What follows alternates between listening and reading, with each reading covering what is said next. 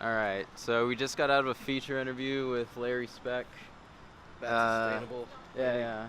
UT professor, covering architecture. We took his architecture and society Yeah. course. I recommend that if you Very good go to class. UT, and for one, like if you need a VAPA, definitely take it. But like even if you don't, it's still incredibly informative. It's a really good Such a class. good Yeah. Um, So yeah, the feature, it was kind of covering like sustainability and humanism in architecture, Yeah. that type of stuff. Anything else to add? No, that's pretty much it. Yeah. All right. But there's a lot of stuff. So Yeah. ultimately, I want to go and just like look more into whatever you Right. say. So, most Sunbelt cities, they just sprawl. That's how they grow. They sprawl. And there are huge, huge hidden problems in sprawl. Um, Number one, you have to build all those highways and all those roadways, and there's all that traffic congestion, and that's just inevitable if you're going to do. You can't build enough roads to make it really an effective transportation system. It's going to be extremely consumptive of land, consumptive of cost for putting in all the roads, and consumptive of all the fuel that people burn driving on those roads. So that pattern is extremely consumptive and not sustainable.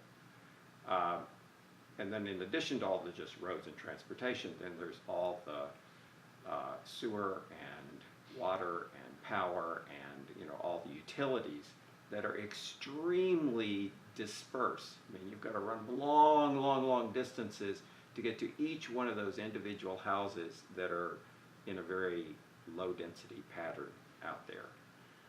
So that's, again, super consumption.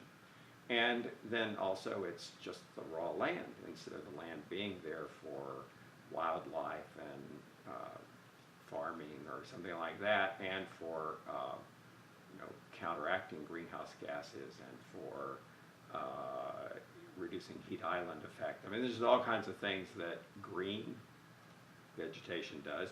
And when you start developing in that sprawl way, you're just eating up tons and tons of that. So my biggest takeaway from that is that there's got to be another way of growth, not anti-growth at all, but can you grow in a way that doesn't just consume like that? So I'm a huge advocate of higher density development in the center of the city. That's, to me, the biggest key to sustainability. Do you think that there's well, because I know most Texas big cities are really sprawled. Like if you think of San Antonio or Dallas, Totally sprawled. do you think that because Austin's kind of in a bit of a transition period, I'd say, do you think that they're doing it better than Oh, the other way cities? better. For sure. Oh, just night and day difference. Now, are we doing it enough? No, but way better than most other cities. So let me give you 4 or 5 examples. So like in 2000, there were like maybe 400 units of housing downtown. So right in the center of the city, nobody lived there. Everybody lived on the periphery, and they're trying to come and go to their offices and their workplaces downtown. Now they're probably, I don't know exactly right now, but 6,000 or 7,000. I mean, it's just in 15 years, that's a huge change. And I live downtown, so my commute to here, if I take a car, it takes 5 minutes. I often take the bus, which is mass transit, which is way, way less consumptive, or sometimes I walk. And that just gives me good exercise instead of consuming anything. How far of a walk is that? It's about a 25-minute walk That's from my not house. bad at all. It's not bad. Unless it's hot. Well, and that's really the big deterrent, is when it's hot and sweaty. But you walk through a neighborhood that's very leafy and green, so I can walk in the shade most of the way. Isn't that something Austin tries to do, is provide shade? Because I know there are efforts to make, in general, the city more walkable. Right, and Do you know much again, about that? downtown, that's definitely true. So we've had this Great Streets program for 10 or 12 years, and so you can't build anything downtown without making street trees adjacent to what you're doing. So it used to be, my architecture office is about 5 blocks from my house. Super easy walk. But it used to be that it was a hot walk because there was no shade. Now I can go shade the entire distance because street trees have been planted since then, and it's fantastic. It's a huge difference in just the walkability in those 5 blocks. But think of so this is the difference between when I lived in a single family house and when I live where I am right now.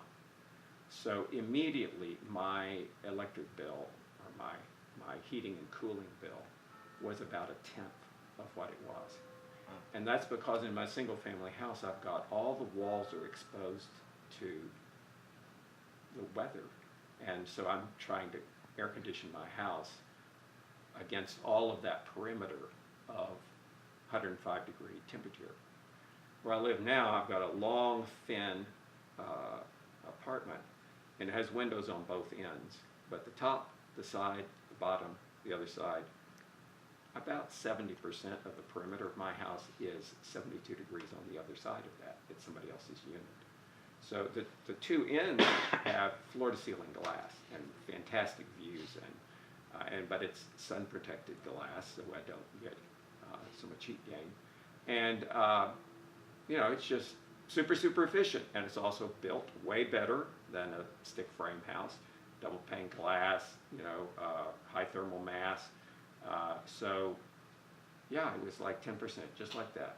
I have the same size unit as my house was. So it's exactly the same number of square feet, and the heating and cooling bills were 1/10. And then the water, I was paying sometimes, and this was a long time ago, it was in 2000, maybe 2 or 3, I was paying easily $600 or $700 in the summer per month for my water bill, because I was pouring it on the lawn. And in that neighborhood, it was a nice neighborhood. If I didn't pour water on my lawn, my neighbors would have been very cranky because my lawn wouldn't look lush and green and beautiful. So yeah, I was pouring a lot of water on the lawn. Now, 0. So all of that went away. And that's, water's a very precious resource. And especially here in Texas. Exactly. That's something we got to be more conscious of. Yeah, in recent years we've had a lot more rain and stuff in general, but water in our water infrastructure is a huge issue here. Exactly. So in that case, and we poured potable water on our lawn, which is just kind of stupid because we've already processed that water to make it drinkable, and then we put it on our lawn. And the vast majority of the water that is consumed by lawns. So that single family house pattern, it's terrible for water consumption. So it adds up, all of these different things. And one thing that Austin's been very good at, and maybe it's getting less good at it, but we had a city council and a mayor that said, we want a sustainable city. The way you get a sustainable city is you have to have more density in the center of the city, so people are not spread out and pouring water on their lawns and commuting long distances and making this very inefficient utility network. And that really made us make huge advances from, say, 2000 to 2015. Then we have this new city council system where we elect people from districts, and this council has not been so friendly to those ideas. And how long has it been since they switched, do you know? 3 or 4 years. No, maybe, 4 or 5 years, something like that. So what changes have you noticed from that? Well, I think the old council did a wonderful job of saying, okay, along the arterials, not just downtown high-rises, along the arterials we're going to do multifamily residential.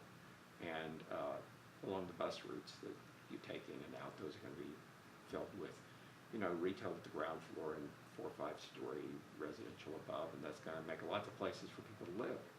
Well, nowadays, that's kind of stopped. They're not promoting that anymore. And so when a developer comes in and says, look, I'll buy that piece of land on Burger Road and I'd like to put in high density multifamily residential, then they say, no, this is, and they're promoting the kind of suburban model. We like single family houses. And so they're actively Well, they're not letting the multifamily happen at the level. And we were just involved in one that was 75% affordable housing done by Habitat for Humanity. And they're like, oh no, I don't know if we want that density. You know, you've got to say we've got to have some density.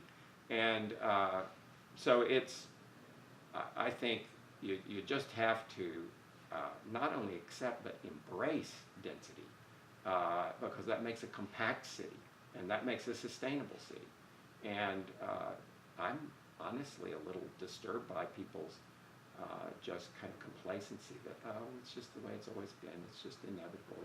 No, we are an example. In the last 15 years, thousands, tens of thousands of people have gone from a very consumptive pattern of living to a much more efficient pattern of living. And the one reason why it's expensive to live downtown is because it's popular. People like that, they enjoy it. But if in our regulatory systems, we're deterring that from happening, we're making it very difficult and very expensive for that to happen, then we're just promoting a sprawl city and very, very poor sustainability.